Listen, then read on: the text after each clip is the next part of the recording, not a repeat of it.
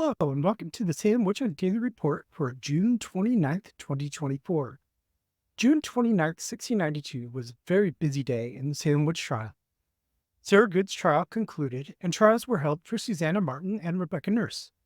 More on these trials in a moment. First, Anne Douglas's infant died. Samuel Parris suspected witchcraft.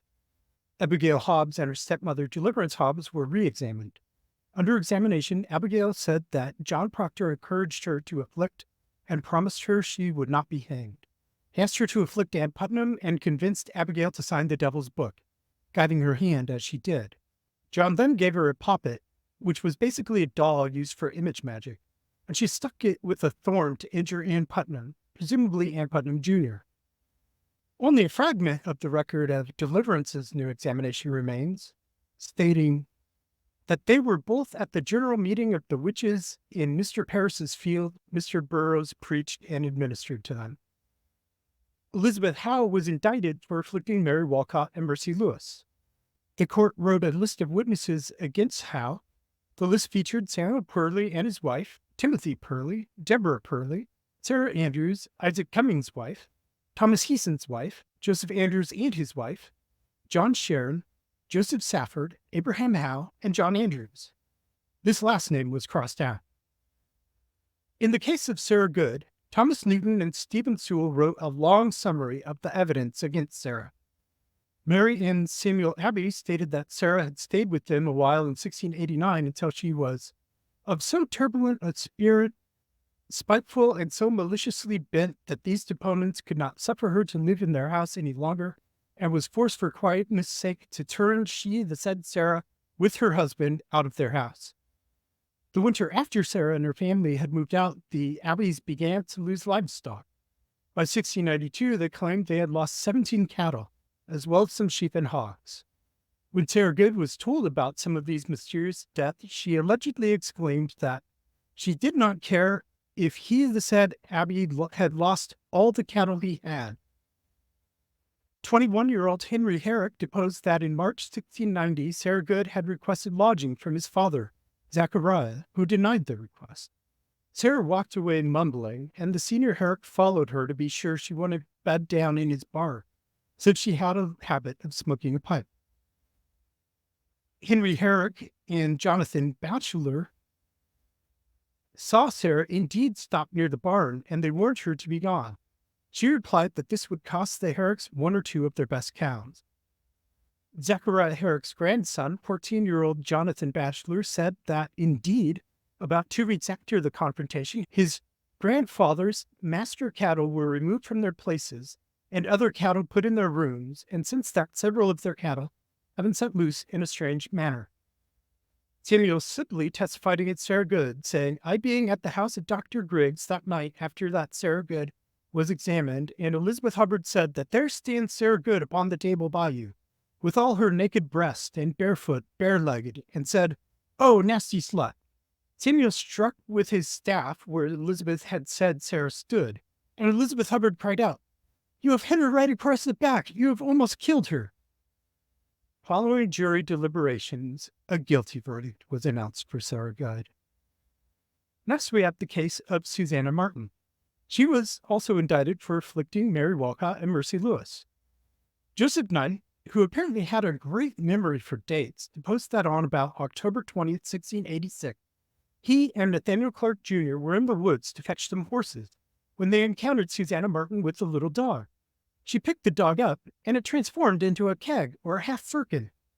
After Susannah had passed, the men found their horses but couldn't get them to go up a causeway to go home. Elizabeth Clark, the wife of Nathaniel, deposed that the same day as the dog changed into a keg, Susannah Martin came to the Clark house before Nathaniel had got home, and the Clark dog bit Susannah's leg, upon which Susannah said he was a churl like his master. John Atkinson said that about 5 years ago he had traded cows with the son of Susannah Martin, but when he went to the Martin farm to collect his new cow, it was mad and resisted him taking it. Sarah Atkinson testified about events from 18 years ago when Susannah Martin turned up at her house, somehow bone dry on a very rainy and muddy day. Again, the jury deliberated, and again they returned a guilty verdict for Susannah Martin. And now the case of Rebecca Nurse, who had been indicted June 3rd for afflicting Ann Putnam Jr., Mary Walcott, Elizabeth Hubbard, and Abigail Williams. Sarah Stevens and Marjorie Pask were deposed against Rebecca Nurse, Sarah Cloyce, and Faith Black. They claimed that on June 21st, Jemima Ray was seized with fits and cried out against Nurse Cloyce and Black. Supposedly, Sarah Cloyce told Jemima that on the day she had left meeting early, because Samuel Parris was preaching that her sister was a devil, she met the actual devil standing at the garrison gate, curtsied, and signed his book. Sarah Bibber said that on the 27th of June, 1692, the apparition of Rebecca Nurse did most grievously torment me by pinching me and almost choking me several times. Sarah Holton blamed Rebecca for the death 3 years ago of her dear and loving husband, Benjamin, who seemed healthy until Rebecca came over one day and yelled at him for letting his pigs wander into her garden. According to Sarah, Benjamin became violently ill within a short time of this confrontation, being blinded, having fits, and suffering from abdominal pain until he died later in the summer. Hannah and Nathaniel Ingersoll said, "We were conversant with Benjamin Holton for above a week before he died, and he was acted in a very strange manner, with most violent fit, acting much like to our poor bewitched persons when we thought they would have died, though then we had no suspicion of witchcraft amongst us. And he died a most violent death with dreadful fits, and the doctor that was with him said he could not tell what his distemper was." Samuel Parris and John Putnam Sr. were deposed against Rebecca Nurse and Martha Carrier.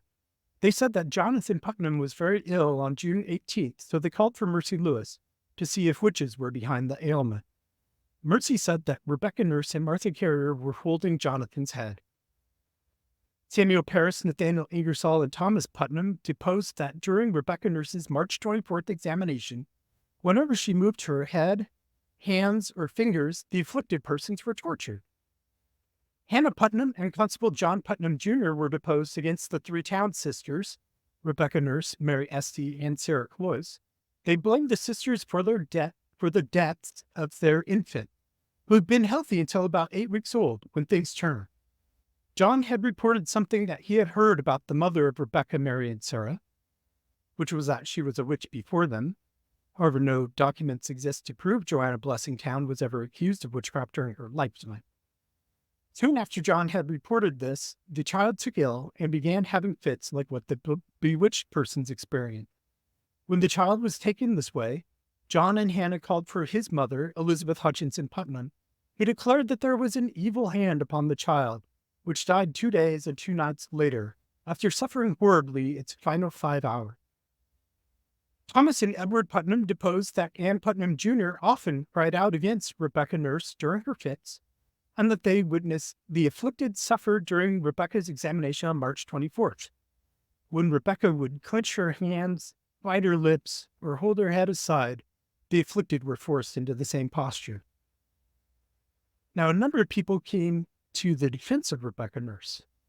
In support of Rebecca, Joseph Fowler testified that the Bibbers used to live with him, and Sarah Bibber was a woman who was very idle in her calling and very much given to tattling and talebearing, making mischief amongst her neighbors, and very much given to speak bad words, and would call her husband bad names, and was a woman of a very turbulent, unruly spirit. Mary and Thomas Jacobs said that the Bibbers had stayed with them a while too, and Sarah Bibber would be very often speaking against one and another very obscenely, and those things that were very false, and wishing very bad wishes, and very often, and she wishes that when her child fell into the river that she had never pulled her child out. And Goody Bibber used to wish ill wishes to herself and her children, and also to others. The neighborhood where she lived amongst after she buried her first husband has told us that this John Bibber's wife could fall into fit as often as she pleased.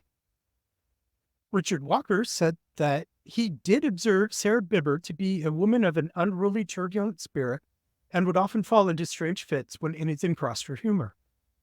Sarah Nurse said that on June 29th in court, she saw Goody Bibber pull pins out of her clothing and prick herself and then cry out against Rebecca Nurse. John and Lydia Porter also testified about Sarah Bibber's character, saying she was turbulent, called them horrible names, and would fall into fits when anything crossed her humor. James Keppel testified about Elizabeth Hubbard in defense of Rebecca Nurse. He said when he spoke to Hubbard in May, she spoke several untruths and denied the Sabbath. Rachel and William Bradford said Mercy Lewis had stayed with them a while about 2.5 years ago. They described Mercy as standing stiffly to untruth. William Raymond Jr. joined the statement.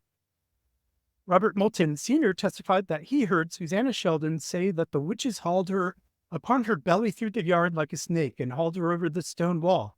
And presently I heard her contradict her former discourse and said that she came over the stone wall herself.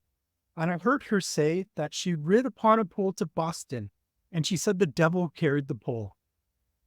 Joseph Hutchinson Sr. said that Abigail Williams told him she was not afraid of the devil, but could talk with him as well as she could with Joseph.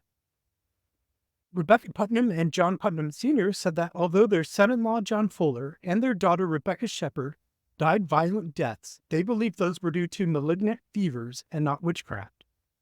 Nathaniel Putnam Sr. said that Rebecca Nurse's life and conversation hath been according to her profession, and she hath brought up a great family of children and educated well, so that there is in some of them appearance of godliness.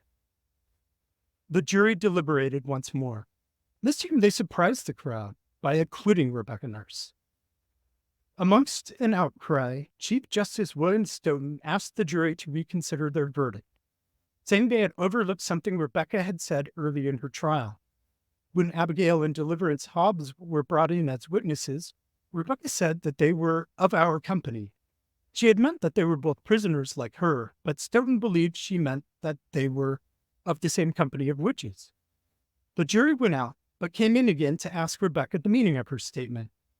According to a later appeal, Rebecca was unable to hear when the jury came in to ask, and that is why she remained silent at that time. The jury now pronounced Nurse guilty of witchcraft. Thank you for watching today's Salem Witch-Hunt Daily Report. Have a great today and a beautiful tomorrow.